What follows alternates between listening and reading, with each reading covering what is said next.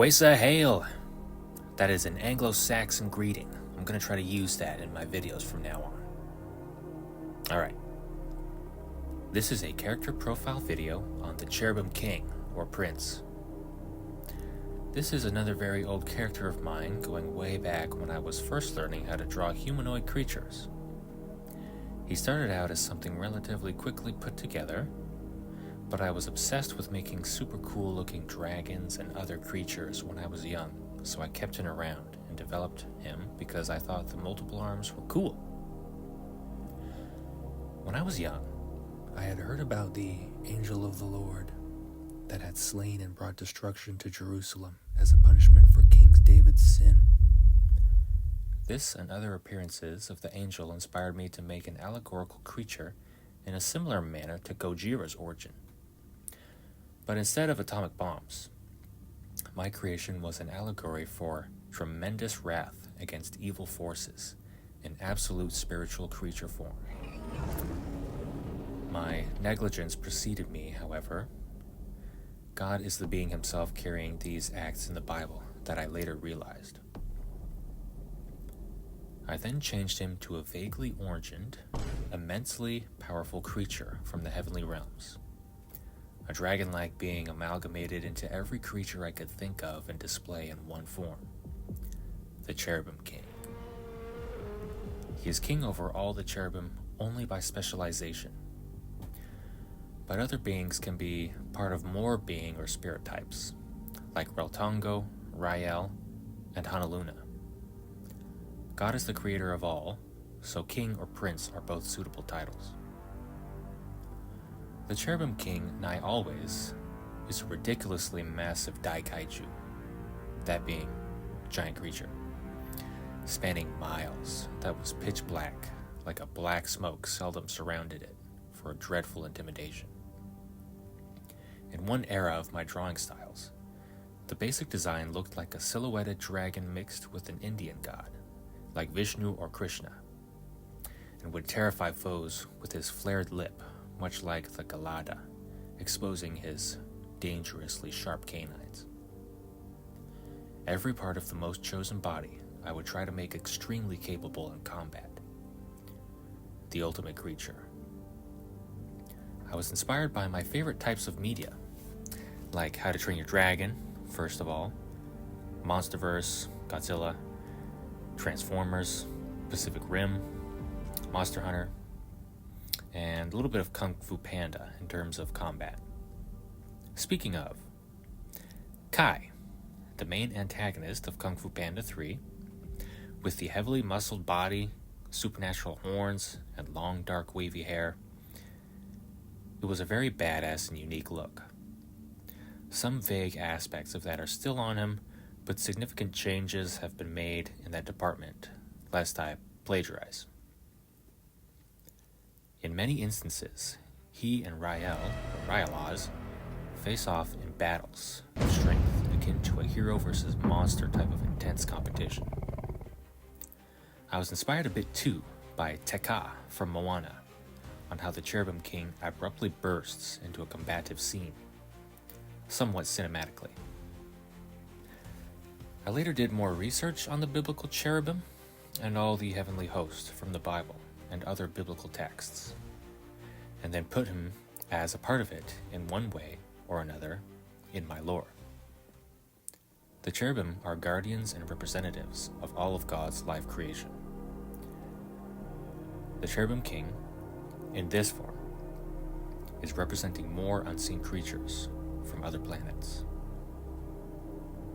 In the last couple years, he had a very consistent design, but now I am considering making a different origin to certain parts of his anatomy in order to better represent more biological possibilities. Many parts of him are not seen on any creature on Earth, but appear elsewhere.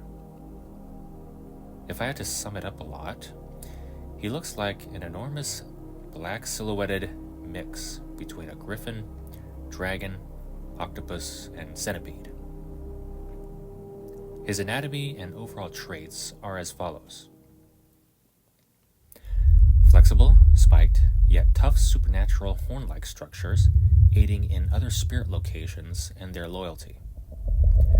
3 pairs of strong and armored, highly derived gill arc muscles, akin to octopus or clubhook squid arms, at the base of the cranium and top of the neck. Hard, small crests near the eyes and cheek ridge. Counter-streamlined curved spikes on the lower mandible. Large, strong, and serrated canines and incisors. Deep-rooted shark-like teeth, and many layered, crushing teeth beside internally. Venom and burning glands at the base of the forked, heat-sensing tongue. Mobile, highly specialized cartilaginous pharyngeal gill structures, right after the jaw, similar to centipede pincers. Keratinized at the tip. Human, ground sloth, ursid, feline, and monitor-inspired claws on the 6 main arms. Extended yet robust forearm length on the topmost main pair. Each shoulder and pectoral section have slightly different neutral positioning. Human, theropod, ursid, and dragon-like legs. They're large, rippled tree trunk legs with a ground sloth-inspired hip reinforcement. Tail tentacles assist in rearing and balance. Thick skin, fairly large osteoderms and spikes most akin to armadillo lizards, sebecids, vipers, and pangolins. A small row of spikes goes down along the vertebrae. He has a very dark Silmarillion-esque dragon look.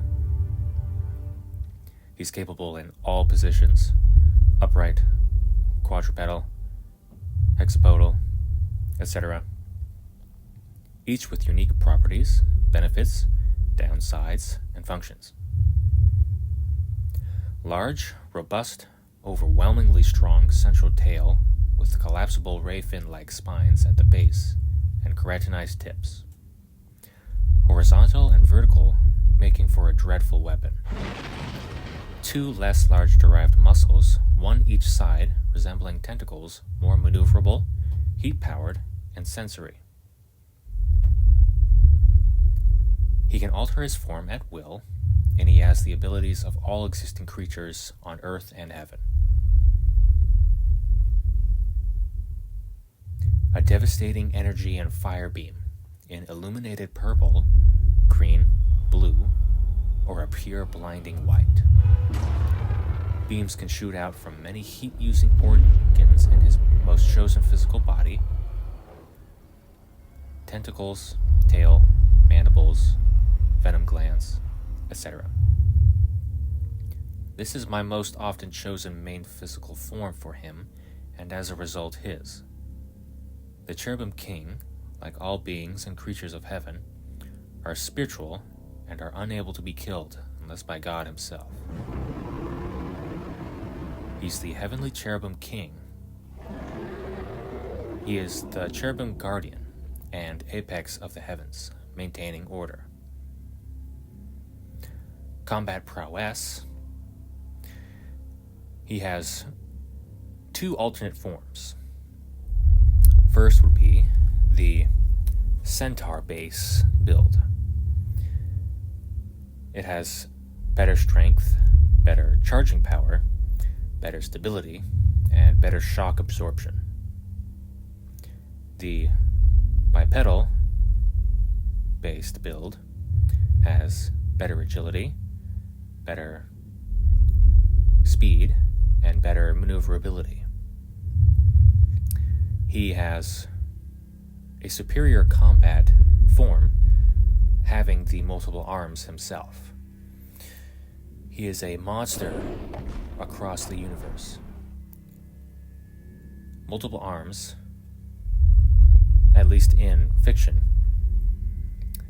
are superior to just 2. I don't know why it's never utilized as much, but if people are going to give anything superpowers, then if you give something like that with superpowers, it's going to be OP. Alright. So I was thinking of making another poll, and I was going to see what you guys thought of the different most chosen physical forms for him. That being, if it's the maybe more serpent-like, maybe more centipede-like, maybe the centaur build, which I kind of like a bit more, or the bipedal base, though he can just do all of them, so it doesn't really matter. He can alter his form at will and is ultimately a spirit creature. So that should be pretty fun. And based on other friends that I have on YouTube here, I thought I'd also do a Q&A. I think that would be pretty fun. And so don't be afraid to just ask some questions, and I would be happy to answer them to the best of my ability. And maybe they could help me think of doing some solidifying details in my lore. All for now. Next video is on dragons. Alright, Anglo-Saxon goodbye. Ferath gesund.